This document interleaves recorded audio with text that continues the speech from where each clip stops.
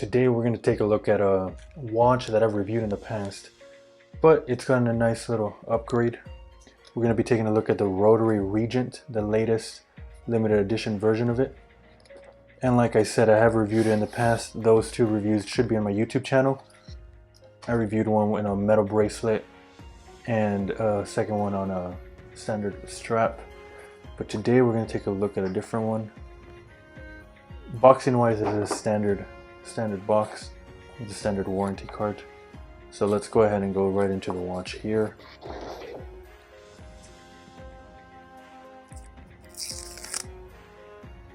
Here it is. Now, I've been a pretty big fan of Rotary for quite a while. I think they do have a lot of great designs, pretty unique designs.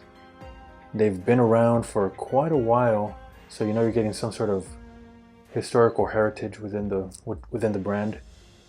But really, their designs, they put out a lot of great designs, a lot of unique designs, and they're at a pretty good price point. So obviously with the Regent, the biggest selling point, at least for me, is a case. We have a non-circular case here, and these have certainly been very popular the last few years. And I tend to prefer to go for a brand that I know, like Rotary, versus a lot of new brands that are coming out with these kinds of designs. So I haven't been disappointed with these yet. But the biggest difference, if you go back and look at my other reviews of the Regent, the biggest difference here is really, first, the splash of yellow. They've added quite a bit of color here. It contrasts really nicely with the black dial and the black case. But this addition of the sub dial here, and it took me a while because at first I thought it was a second hand or sub dial, and for a second I also thought it was a date sub dial, but I figured out that it is actually just another hour hand, so it kind of tells time as if it were in 24 hours. Now for me, I don't think this is all that useful, but ultimately I'm one of those that really, I think the aesthetic of it kind of supersedes the usefulness of it, as with most watches nowadays. So specification wise, we're looking at a 40mm diameter of the case. Some have it at 41, others at 40. I do think it fits a little more closer to 40. But of course, you know, you do have a different shape of a case and these lugs here with the integrated strap. So this will wear a little bit bigger than 40mm if you're worried about that. You have the thickness of around 11.5 to 12mm. So it's pretty thin. You have a transparent case back here, and what looks to be a Japanese automatic movement. Now this movement, you can hack it. There you go.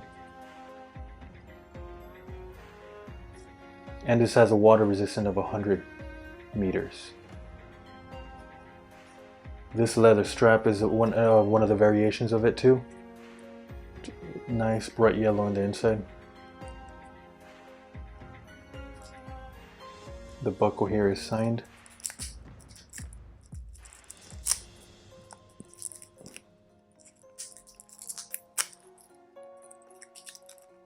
Here, I'll get this. There you go. There you go. And I really do like strong tapers like this. Thick, thinner at the bottom. And really, this is a very dark finish. I'm not exactly sure what the finish is, but it certainly is darker than most gunmetal colors that I've owned. So that's a nice touch.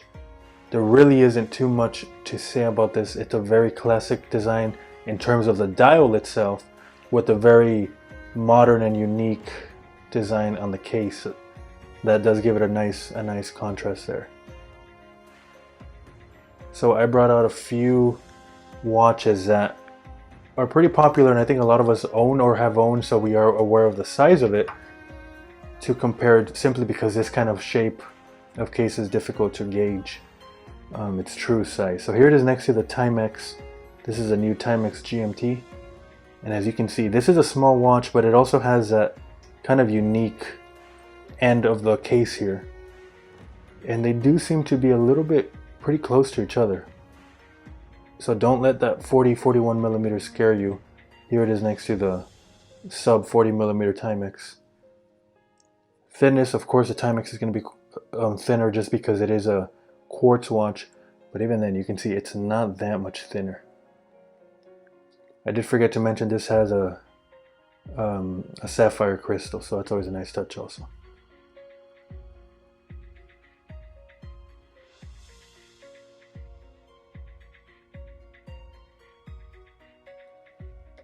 And of course, you can't have this kind of comparison without a Speedmaster, arguably one of the most popular watches.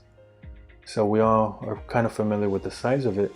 And as you can see there, it kind of even looks like the Rotary might wear a little bit smaller than the Speedmaster. So if you can wear one, you can certainly wear both.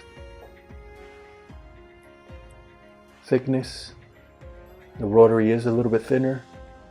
But again, that's not surprising since the Omega is a mechanical chronograph. Really, at this price point, which is around $300 or 300 euros, excuse me, but with discount codes, and you can get this a little bit cheaper. This is a pretty cool design. It's inexpensive enough for you to give it a try. The bright colors really do pop. But let's take a look at the lume to see how that compares, especially with the other watches. So like usual, we are not in complete darkness to really gauge the lume here, and there it is.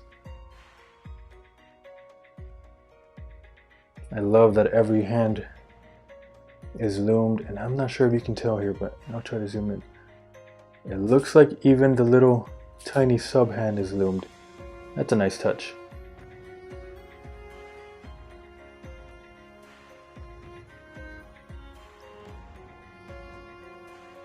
Oh, that really does shine and looks great in darkness here.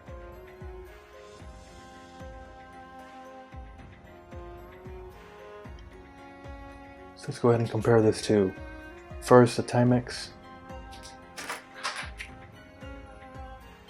There you have it. And yeah, the Rotary certainly does pop a little bit more. Yeah, the Timex is already fading away. And I like doing these in not complete darkness to really gauge the intensity of it. I think most looms and most watches will shine very brightly in complete darkness, but this really shows the strength of it. Here it is next to the Speedmaster. And really, I am surprised. I'm not sure if the lume is different from the past models, but this does seem to, at least in my memory, shine a little bit brighter than the other ones.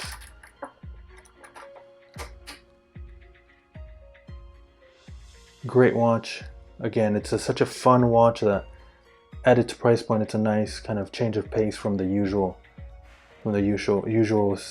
case shapes and case sizes. Definitely worth a try if you're looking for something, a nice change up, both in color, both in dial, and both in shape and size. Let's see how it wears on the wrist. These do tend to wear a little bit different because of the case, but we'll see how that wears. On the wrist, it does wear a little bit differently. The lugs, you certainly do feel it. So if you're a little bit concerned about the 40 millimeter size, it won't be too small, but it certainly is big enough for me to wear with my, it's not too big for me to wear for my relatively small wrist. I have around a 6.5 to 6.75 inch wrist, and this certainly wears well. It has a nice presence, but it's not too thick either. So it really does fit comfortably. And with the black dial, the black case, and the black strap, it really does go well with just about anything. Definitely worth your time, definitely worth it to take a look at it.